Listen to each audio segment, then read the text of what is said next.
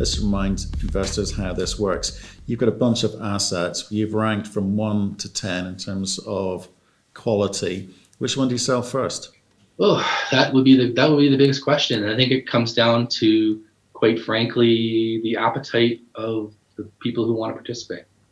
Okay, so we have the ability to, okay, you're a uranium investor, or you don't have the technical expertise to do this. You can take on a higher or a lower risk project, but you don't have the skills. We can help you with that because we have the capacity to operate for you. And hey, you want to work on a project with 3 holes that are mineralized, never been followed up, you could have one of those. You want a cheaper entry on a pure grassroots play, we can give one of those too as well. I think the core 4 assets we have are probably not ones that we're looking to move. Although there is, on one of our projects, there are targets within there that we would consider that at Hidden Bay for the right price, but the price of entry is a little higher, right? You want to drill a hole next door to Mclean Lake mine, you might pay a little more than a grassroots project in the southwest corner of the basin that's far away from where the hot stuff is going. So it really comes down to the appetite. But the key projects, Shea Creek, Christie Lake, Horseshoe Raven, in key parts of Hidden Bay, probably not something we're going to move. Well, it's the point I'm trying to make, Roger, here for people watching is you don't sell the good stuff. And if you do, no, you sell it for the right price. And that automatically puts the buyer at a disadvantage day one. What do you think? Sorry, if I may just segue away from that, we'll come back to it. But what do you think? So there are quite a lot of M&A announcements coming out within the uranium space with projects which have been around the block. That, you know, we've seen them once or twice before.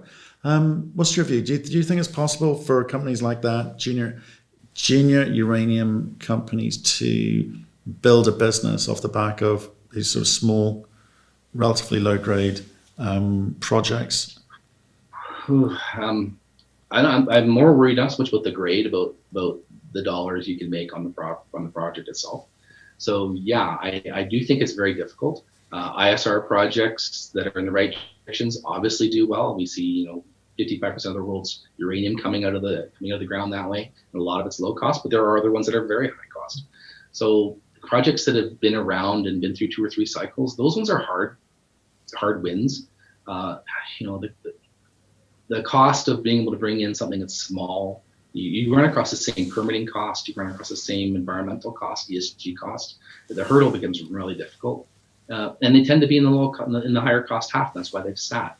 And I think to be successful in this business, you do have to be in the low cost half. So yes, you can build a bunch of assets you can get for very cheap, that you hope things are going to turn, and you have a very different strategy. If you're running a company like that, you're hoping that you're going to buy a portfolio that will be of interest to others, and it's not others and better uranium investors, another big company. And if you're in the uranium space, you don't see a lot of takeovers of those types of companies that are successful going to the bigger players.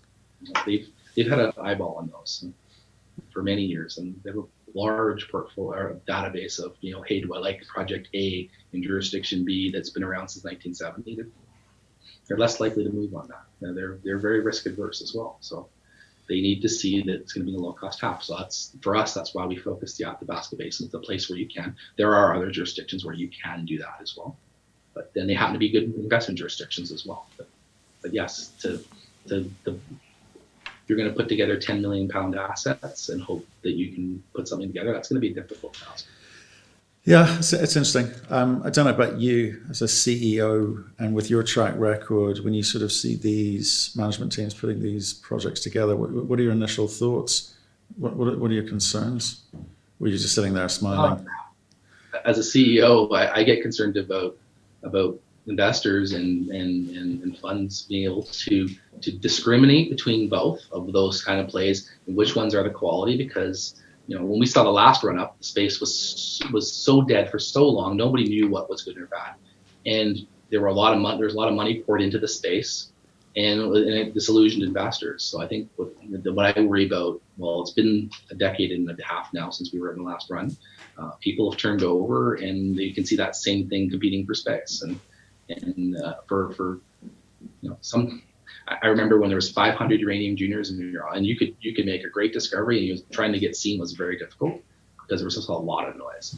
So that's the part I worry about the most, is being able to be able to be heard when there's a lot of noise. And yeah, it's a bit of a challenge. But I also think that it disillusions investors when they don't get what they expect out of things that people promise what can't be actually achieved, and it hurts the whole sector. So I worry about those things. I worry about the competition for space because of the noise of things that I think even see some of those companies will even go, well, yeah, I don't think that's this. And maybe the strategy is building blocks to get something bigger and better in the future. That's going to be harder to do this time around than it was last time.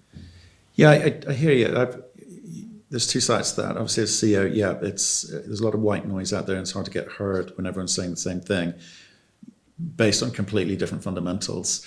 So it's slightly unfair. I do get that from your perspective. From my perspective, I'm looking at this from the number of people, and I think you alluded to it there, number of people who lost money in the last cycle because they bought the story the whole way up, and they didn't, and it was so long, prior to that, it had been a sort of long bear run as well. So I fear that that's going to happen again, and some people will lose their shirt, because I'm seeing bets being placed on companies which, we would not recommend or would not touch. So I hope your shouting from the rooftops is heard, like a lot of people, and people are a bit more cognizant of what is real and what is just promote. But I appreciate your insight. I think in the last cycle, Matt, we were coming off gold, where gold companies were being valued on ounces in the ground and not so much their cash flow. And so there was such hype there that uranium companies got valued the same way. So creating pounds was the metric between how companies were evaluated. And we followed a hot gold market then, and we're following the hot gold market now. But I don't think the gold market today, despite its frothiness, is being valued on how many ounces do I have in the ground basis. So maybe that creates a more realistic place for investors when they start to transition into other sectors, and hopefully it'll be the uranium sector, where they don't value things just based on the number of resources you have in the ground, but the quality of that you have in the ground.